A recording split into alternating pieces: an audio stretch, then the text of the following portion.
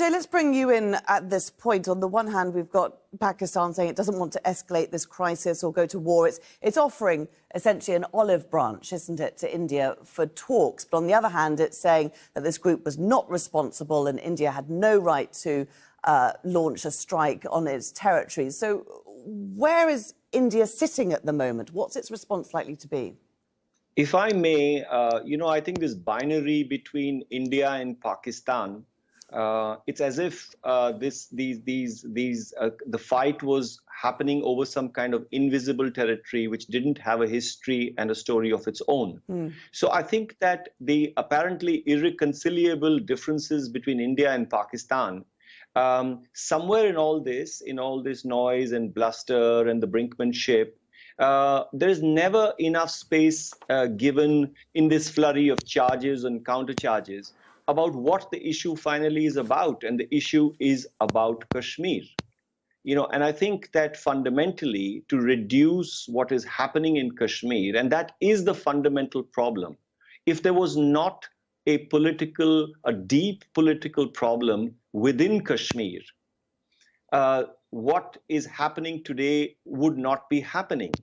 So India and Pakistan are both engaging in a kind of shadow war over an area to which the conversation never turns. And I think every time we talk about 40 soldiers being killed or an aircraft being downed, we should also ask, what is the soil on which it's happening? What we are seeing right now is a totally different thing. There is an election in India in April, and Indian government is using this whole violence is trying to shape a narrative for winning the elections. This is how we see it. If you happen to be in Pakistan, this is how we see it. This is Indian election. Pakistan has become a domestic issue in the Indian politics. It's not about Kashmir. They tell it it's about Kashmir. It's not about Kashmir. OK, I think Sanjay would probably agree with you there. Sanjay, is that true, that you would concede that point, that Modi is totally using the Kashmir issue to play into this election that's coming up very soon?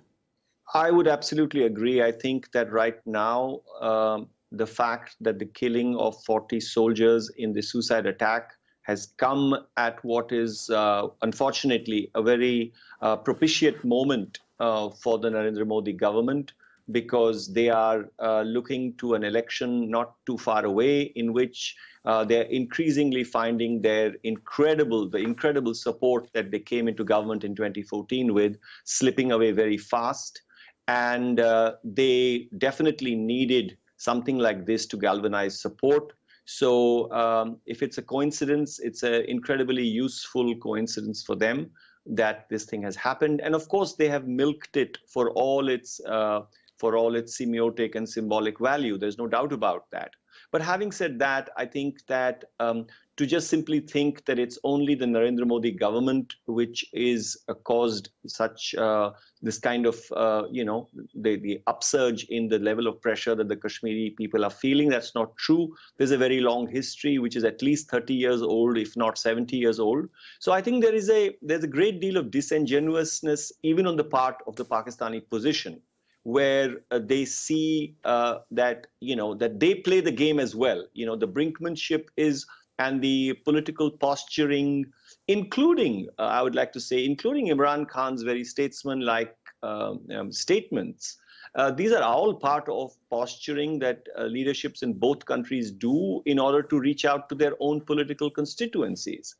And I can only come back to the fact that everybody seems to ignore the fact that the 20-year-old who blew up those 40 soldiers was a young Kashmiri, that when the aircraft falls on the soil on Kashmiri soil, it's Kashmiri civilians who also die along with the soldiers who die, that when India launches a cross-border raid, these are Kashmiris, even if they are across the line of control, it's Kashmiris who are dying.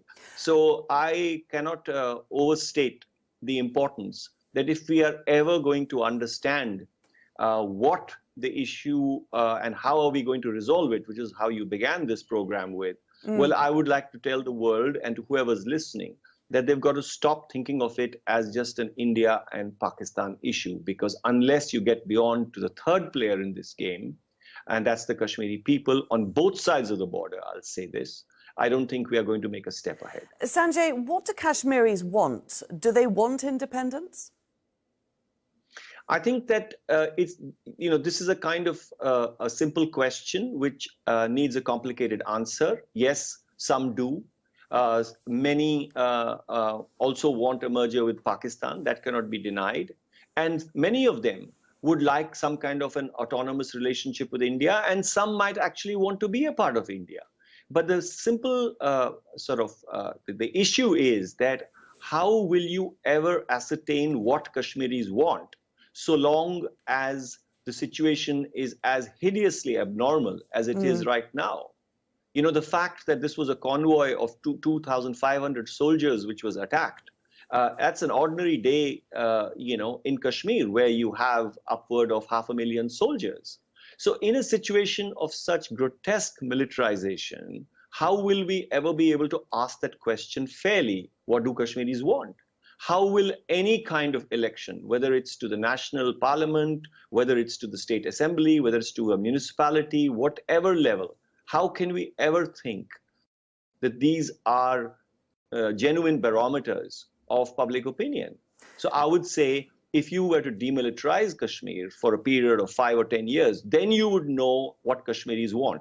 Do they want independence? Do they want to go to Pakistan? Do they want a kind of relationship with India? Do they want to be a part of India? We will not know the answers to these questions until the situation of abnormality continues. And that is what requires a global intervention.